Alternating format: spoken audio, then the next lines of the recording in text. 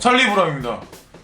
이번 영상은 이거를 찍으면 좋을까 찍지 말까라는 그런 사실 고민도 했는데, 어쨌건 이 유튜브 채널이 제 개인적인 어떤 주관적인 입장이 많이 이렇게 들어있는 그런 영상이기 때문에 이 주장도 이제 제가 이제 표현하고 싶어서 사실 이걸 계속 하기 때문에 이것도 사실 말씀을 드려보고, 그리고 같이 공유하고, 이제 시청자분들은, 이제 구독자분들은 어떤 생각을 가지셨나에 관해서도 저도 이제 되게 많이 궁금하거든요, 사실은.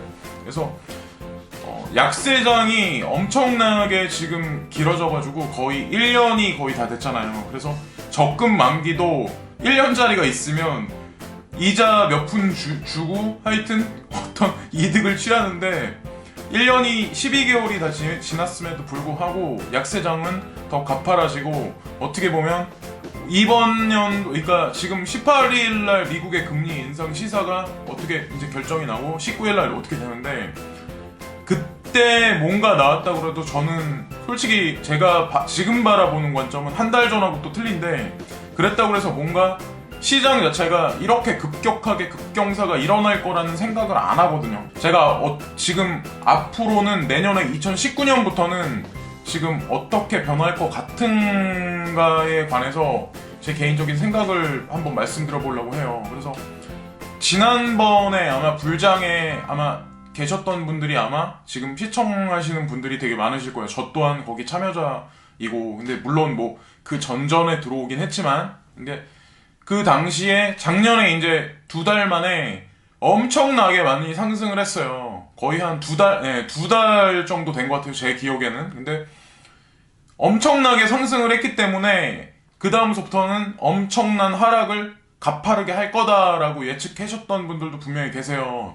그러니까 예를 들어서 주식시장이라든가 투자에 관해서 오랫동안 하셨던 분들은 아마 그런 감들이 아마 분명히 계실 거예요. 근데 그런 분들이 아마 예측하셨던 게, 아마 1년이나 1년 반 정도는 아마 지리하게 하락하면서 횡보를 할 거다라고 말씀하셨던 분들도 분명히 계시거든요. 그런 분들이 사실은 솔직히 말씀드리면 저 같은 풋내기 이런 사람이 아니라 진짜 고수 중에 고수예요. 그런 사람들은 이런 데 나오지도 않아요. 네, 지금 유튜브 하시는 분들도 제가 그분들을 깔아보는 게 아니라, 뭐 그분들도 나름 전문 지식이 있으시고 그러시겠지만, 우리가 생각하는 자본금의 규모가 되게 많이 틀린 분들이 되게 많아요. 우리가 생각하는 것보다 상상 초월로. 이득도 물론 많이 보셨죠, 그분들은. 저는 엄청나게 하락해서, 예, 어쨌건 뭐 하소연도 하고, 그리고 뭐 친구도 없고, 그래서 사실 유튜브 하면서 이게 되게 잔재미가 있더라고요, 댓글도 하면서. 근데 어쨌건 그렇게 지내면서 여기에 재미를 붙이고 있는데, 내년에는 이제 저는 그럴 것 같거든요. 가이드라인하고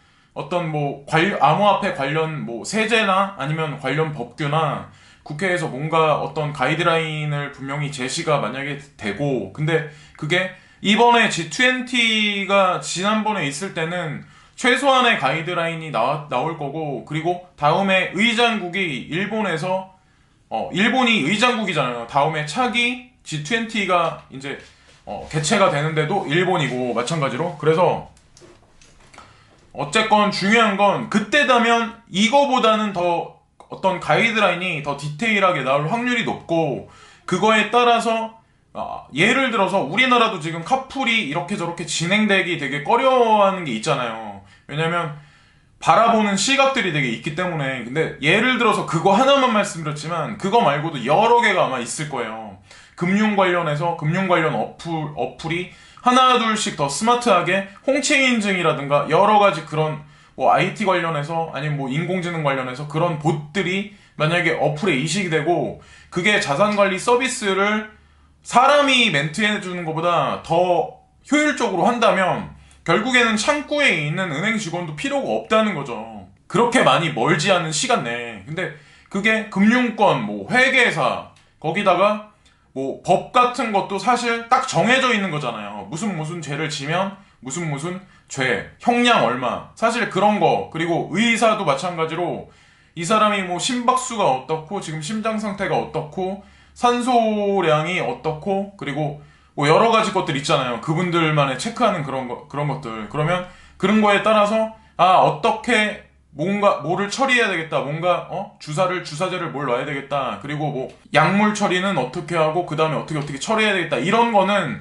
1 플러스 2라면 2가 나온다고 저는 생각을 하거든요. 물론 그런 그 사람의 신체에 관해서 뭔가 벌어지는 일 중에 갑작스럽게 뭔가 위기가 원래는 그 가지수가 정해져 있지 않은 그런 현상이 나타나서 그럴 때는 뭐 사람이란 동물이 대처를 해야 되지만 분명한 거는 하다못해 그런 고급 직업 같은 것도 사실상 이런 어떤 산업이 예를 들어서 암호화폐하고 인공지능 뭐 여러 빅데이터 산업 여러 가지 것들이 맞물려서 돌아가서 그게 가이드라인 안에서 어떤 디테일하게 산업이 전반적으로 그런 산업이 성장을 하다 보면 결국 그런 직업 같은 것도 다 저는 어떻게 보면 지금 같은 위치에 있지 못할 거라고 생각하거든요. 이런 말씀을 드리는 이유가 뭐냐면 그런 산업이 이제 우리가 생각하는 것보다 느릴 수도 있지만 빠를 수도 있거든요, 사실은. 그래서 뭐 카풀 서비스라든가 뭐 자율주행 차라든가 내년에 이제 저커버그가 말한 오큘러스 퀘스트 출시에서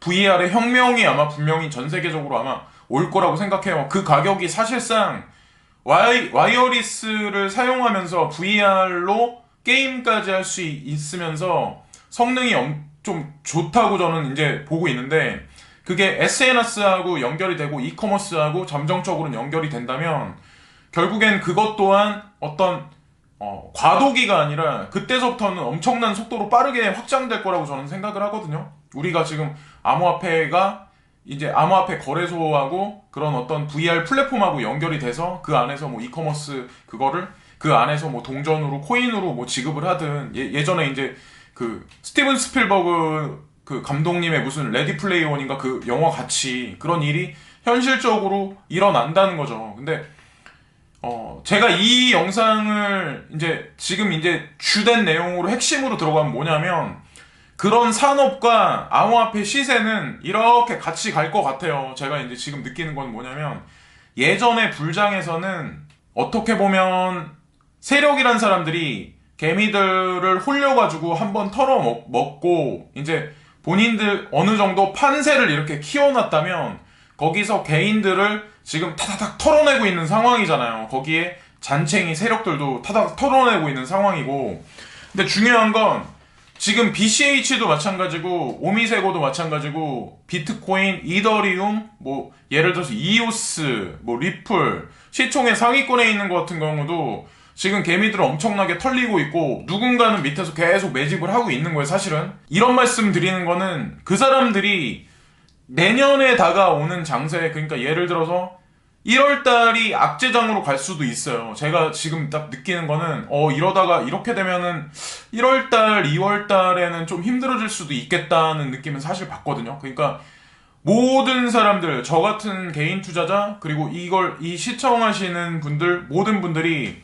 급격한 상승세로 우리가 빠져나갈 수 있는 어떤 그런 기회, 찬스를 주지 않을까라는 생각하시는 분들이 되게 많은데 제가 지금 생각하는 거는 급격한 상승이 아니라 산업하고 같이 그리고 법 규제와도 법 가이드라인도 마찬가지로 그것도 점진적으로 계속해서 나오면서 어떤 암호화폐 시장 자체가 점진적으로 이렇게 슬금슬금 이렇게 볼륨업을 할 것 같거든요. 제가 느끼는 거는. 그래서 어떻게 보면 저는 진짜 불장이라고 말하면 뭐한데 그래도 한 이 정도 가격이면 나쁘지 않다라고 생각할 가격 정도 가려면 내년 1쿼터가 아니라 2쿼터 정도 되지 않을까라는 생각도 해요. 한편으로는 5월, 6월, 7월달 이 정도. 그랬다고 해도 사실 지금 투자해서 홀딩하신 분들이 손해를 보는 건 아니라고 저는 생각을 하거든요.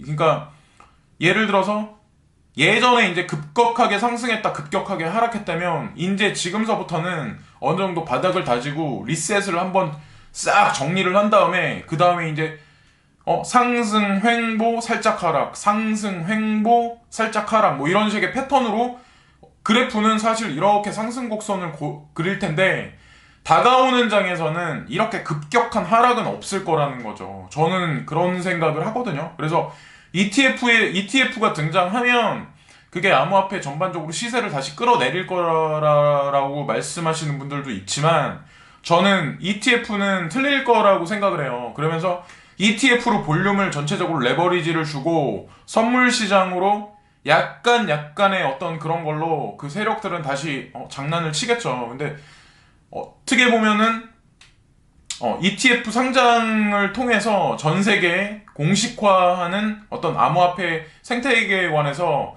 화폐로서 암호 자산에 관해서 자산 시장에 어떻게 보면 제도권 수용에 관해서 공식으로 표명을 한다면 그게 우리가 국민은행 가서 신한은행 가서 우리은행 가서 그 PB들한테 그 사람들한테 투자 권유를 받을 수도 있고 거기에 맞는 상품이 분명히 출시될 것 같아요. 왜냐면 미국 세계에서 ETF 승인을 만약에 한다면 그거는 일본도 마찬가지로 그런 상품을 출시를 할 거고 우리나라도 상품을 출시할 텐데 그런 일이 갑자기 이렇게 일어났다 갑자기 떨어진다면 누구나가 다 한 번에 매도를 하겠죠. 근데 그렇지 않을 거라는 거죠. 급격하게 일어나면 모든 사람이 마찬가지로 똑같은 생각을 해요. 다 그냥 한 번에 던져버린다. 다 팔아버린다. 이런 생각. 난 빠져나갈 거야.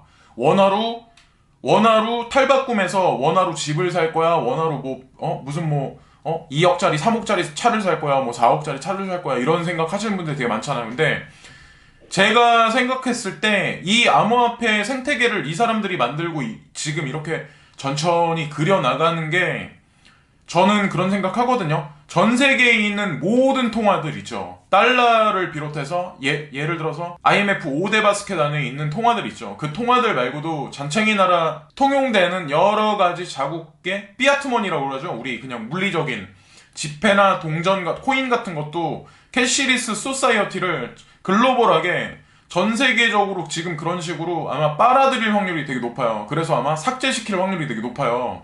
그래서 결국에는 그런 것들이 다 전산화되고 이제 캐시리스 소사이어티로 되는 상태를 만든다면 우리는 원화로 빠져나갈 길을 사실 만들어주지 않는 거죠, 그들은. 그래서 이게 잠깐 상승한 게 아니라 아마 중장기로 되게 오랫동안 가지 않을까라는 생각을 하는 거죠. 한 5년간? 막 이런 식으로 5년간, 6년간 이런 식으로 시장이 어느 정도 확립이 될 때까지. 그래서 어쨌든 이 영상이 제 개인적인 생각일 수도 있는데 제 짧은 식견의 생각일 수도 있는데 급진적인 상승이 안 온다고 하더라도 저는 솔직히 예전의 정고가 2850이면 저는 이제 중장기로 봤을 때 예를 들어서 이제 5년으로 봤을 때 그런 생각은 하거든요. 그러니까 최소한 1억이라고 생각을 하거든요. 비트코인 기준으로 해서. 그러니까 비트코인 기준으로 1억이고 더 나아가선 2억 5천, 3억까지 갈 거라고 그런 생각을 해요. 그 시간이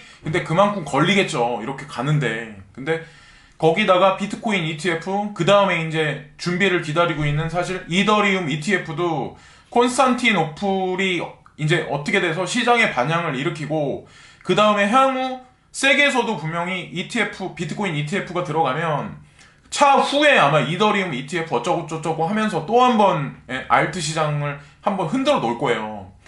그래서 이 영상이 여러분들한테 희망을 드릴 수도 있고 절망을 드릴 수도 있지만 지금 이 시점에서는 오르지 않는다라고 너무 막 이 시장 끝났다라고 해서 자포자기 하시는 그런 마음들보다는 오늘 아까 전에 아마 뉴스를 보신 적이 있으실 텐데 LG에서도 마찬가지로 블록체인 업계에 마곡지구에다 자기네 생태계를 구성해서 마곡페이를 LG 쪽에서 이거 생태계를 구성해서 테스트 에리어로 한다고 하잖아요.